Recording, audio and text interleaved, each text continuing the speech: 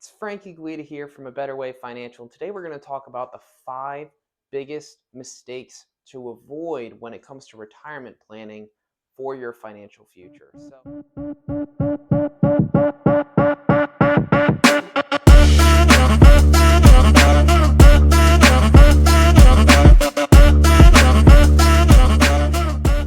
So all the time I get the question, what are the most important things that I want to avoid getting wrong? What's the most important things that I have to get right? And a lot of times when we look into people's portfolios, when we meet with them, when we go over their statements, they are taking too much risk. So the first thing that you want to avoid is taking too much risk in your retirement. And what does that look like? If you have a lot of your portfolio in mutual funds and ETFs and stocks, things like that, that's tied directly to the market. So if the market can go down like it has done in previous years, like 2008, upwards of 50%, you could be in a predicament that half of your retirement savings could go away. And as you get closer to your retirement years, as you end your accumulation stage of life where you're accumulating funds and you begin your distribution stage of life where you're starting to take funds out, you need to be more conservative and have less of your funds in mutual funds, in ETFs, in stocks, in the market itself. You want to have some of those funds in safe money vehicles that can't lose any money when the markets are going down. So that is the first retirement mistake that you want to avoid as you're approaching your retirement. The next one that we frequently find is that there's no income plan. A lot of times we look through people's statements and they give us the statements, and then I'm looking, where's the income plan? Where are you going to be taking your money out of for your retirement? And, a lot of people are relying on Social Security for a good portion of that income to come in. So they have that as part of the income plan. And when we're doing the financial planning, we're looking at, well, what time should you take your Social Security? Should you wait to full retirement age? Should you wait till 70? Or should you turn it on as soon as possible? What are the different options and what does that mean for you over your lifetime? Because we all put the amount that we're putting into our Social Security, but we don't know necessarily how much we're going to get when we turn it on, when we take it out. There's been talk in the next few years, in the next several years, that there could be a reduction to our Social Security. How is that going to impact our plan? So these are all things that we're looking at. How do I plan for my income? How do I plan for turning on Social Security at the right time? And we look into that, but we also have to look into, how do I have my investments provide income for me at the right times? How do I have my income coming in like clockwork? Do you have a pension coming in? Should you take that pension income? Is that part of the income plan? Or maybe you don't have a pension, so you can create a pension type income with the resources that you have, with the savings that you have. So those are some of the things that we look into when it comes to income planning. And that's a big mistake that we see, is that there's no income plan drawn out. We don't see when you're taking from which investments.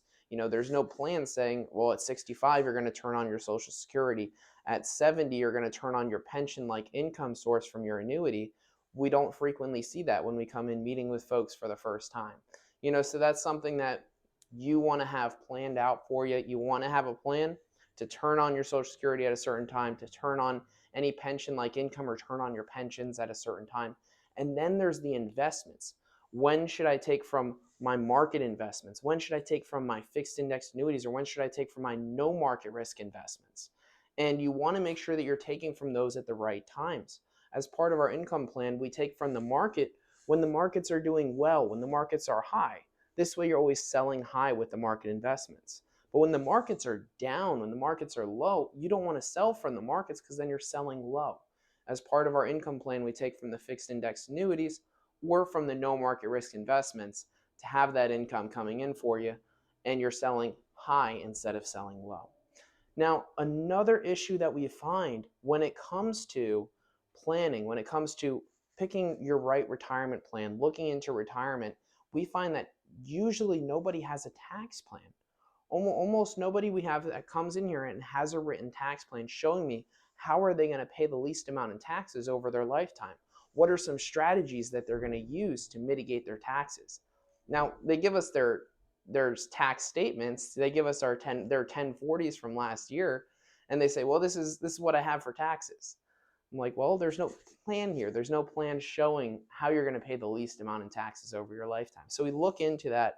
We look into the 1040, but we also put together a plan for the next 20 to 30 years of someone's retirement, showing them utilizing these different strategies, you're going to be able to pay less and less in taxes over the rest of your life compared to if you just leave it the way it is. Because if you don't change anything, you're going to keep it at the status quo, which oftentimes is paying more in taxes than you have to. So that's another problem we find, is that people don't have a written out tax plan showing them strategies to save the most that they can in taxes and pay the least that they have to.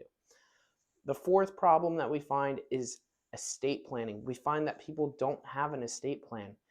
A lot of people don't have wills set up, they don't have trusts set up, they don't have their power of attorneys or their advance directives. And this is critical for when you pass your estate on. You want to have those estate documents taken care of. You want to have your wills, your trust, your power of attorneys, and your advance directives saying, what exactly you want when you pass away. Because if you don't have these things, the government's going to be deciding, or some lawyer's going to be deciding, well, what am I going to do with your estate? Would you rather have the government or some attorney deciding that, or would you rather make that decision for how you want your money to get transferred to your beneficiaries? So this is something that we work with our clients. We show them exactly, we take them by the hand and show them, this is what you want to do for your will. This is why you have a will. This is why you might want to do a trust. This is how you set up a trust. And just the different values, the different reasons why you would do estate planning. That's one major deficiency that we find, because you don't just have these assets while you're living, but eventually you're going to pass on those assets. And when you pass it on, you want to pass it on as tax and as cost efficiently as possible. The last thing, number 5, the reason why people, a big reason why people don't have the proper retirement plan is their long-term care plan is non-existent. Their health insurance plan is non-existent. They need to have a plan that's going to be able to protect them should they come into a position that they need long-term care. Now, all of the time, people are going to have to go into nursing homes or needing help with activities of daily living. We see it more and more frequently now than we have before due to the advances in medicine and things like that. 7 in 10 people age 65 and up at some point in their lives are going to require some type of healthcare assistance, whether it be at home healthcare, or whether it be in a nursing home. So this is something that should be planned for if most people are going to need this. So a lot of times I don't even see long-term care statements or life insurance statements stating that they have long-term care benefits. So this is something that it makes sense for people to have a plan in place, so that when those expenses go up for the long-term care type events, such as going into a nursing home or needing a home health care nurse or something like that, you have the funds to pay for that. So those are the top 5 retirement planning mistakes to avoid. One is taking on too much risk. If you're taking on too much risk, that can be a problem for you in your retirement. The second one is not having an income plan. If you don't have an income plan, you don't know when you're going to take your money from your investments. And you have that income coming in while you're working, you want to make sure that you have it coming in from your investments when you need it. The third is the tax plan, not having a tax plan. Huge mistake. You could be paying hundreds of thousands of dollars more in taxes than you have to if you don't have a tax plan. And number 4 is an estate plan. It's important not only to have your estate set up for when you're living, but also when you pass away. You want to make sure that the investments that you have go to the right people, that your home goes to the right people. Set up a will, set up a trust, have those types of investments protected, have the house and all of your investments, your articles of clothing, your cars, everything that you need, you want it to go to a certain place. And the last mistake is your long-term care and health care plan. If you don't have that set up, that is something that is imperative to get done. You want to have a long-term care plan so that when the costs go up for home health care or for long-term care, you have a place to take that extra income. Thank you for listening.